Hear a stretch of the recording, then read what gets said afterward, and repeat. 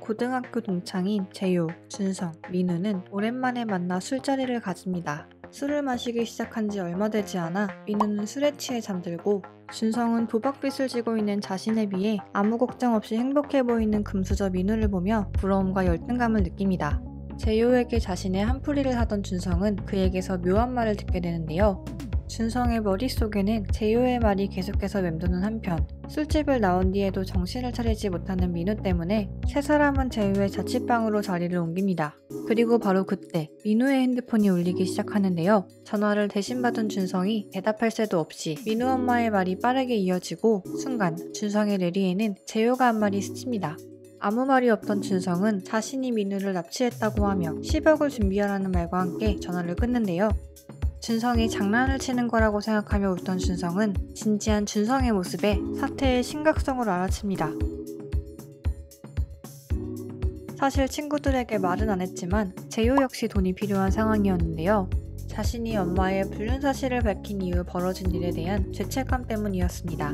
엄마가 불륜을 하게 된 원인이 아버지의 실직이라는 것을 알고 있는 재효는 돈만 생기면 이 모든 게 해결될 것이라고 여기고 민우의 납치극에 동참하기로 하는데요.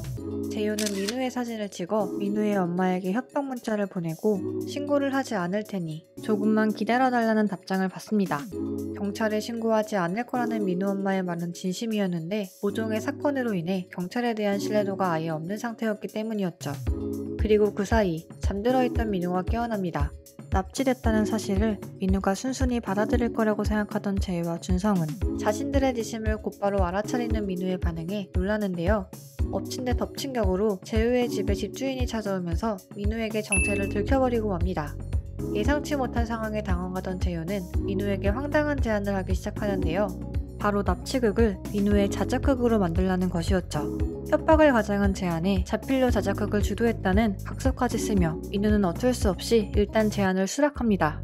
그리고 때마침 민우의 엄마에게서 돈이 준비되었다는 문자가 도착하는데요. 재효는 두 사람에게 자신의 계획을 설명하기 시작합니다. 첫 번째, 준성이 혼자서 돈가방을 가지러 간다. 두 번째, 재효는 그동안 다른 장소에서 손발이 묶여있는 민우를 지키고 있는다. 세 번째, 준성이 돈을 확인했다는 문자를 보내면 재효가 민우의 엄마에게 주소가 적힌 문자를 보내고 사라진다. 하지만 이 계획은 첫 단계부터 삐걱거리기 시작하는데요. 민우를 묶은 탓에 시끄러운 소리를 내며 나가던 이들은 앞집에 사는 차수환이라는 인물을 마주칩니다. 수환은 7년째 경찰 준비생인 인물로 안 그래도 전날부터 시끄럽게 굴던 앞집이 또다시 쿵쿵거리는 소리를 내자 이에 불만을 표시하기 위해 나온 것이었습니다. 혹시나 수환이 다른 것까지 알게 될까봐 준성은 재빨리 사과한 뒤 자리를 벗어납니다. 준성은 서둘러서 돈가방이 있는 곳으로 향하고 예상보다 순조롭게 돈가방을 찾는 데 성공하는데요. 준성이 돈을 보고 혹시나 다른 마음을 먹을까 노심초사하고 있던 재효는 준성의 연락을 받고 문자를 보냈다는 말과 함께 재빨리 준성에게로 향합니다. 두 사람은 다시 재효의 자취방에서 만나는데요.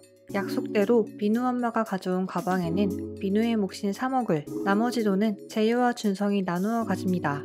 그리고 무사히 일을 마쳤다는 안도감 때문이었는지 준성과 재효는 잠이 들고 마는데요. 이들이 잠든 사이 엄청난 일이 벌어집니다. 엄마를 기다리던 민우가 제3의 인물에게 목숨을 잃게 된 것이었죠.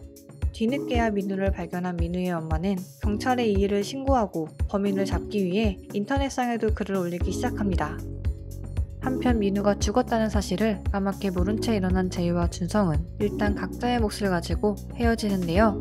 재효는 기쁜 마음으로 아버지의 집으로 향합니다. 그러나 아버지는 이미 이혼을 하기로 결정했다고 하죠. 도대체 무엇 때문에 인질극까지 벌였던 건지 재효가 자신의 행동을 후회하는 사이 경찰이 재효의 집을 방문합니다.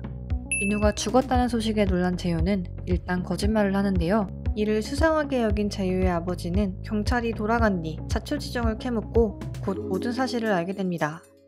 자신을 훈계하는 아버지의 모습에 가족을 위해 이 모든 일을 벌였던 재효는 화를 내며 나가버리고 혼자 남은 재효의 아빠는 이를 자신의 탓이라고 여기며 스스로 목숨을 끊고 마는데요.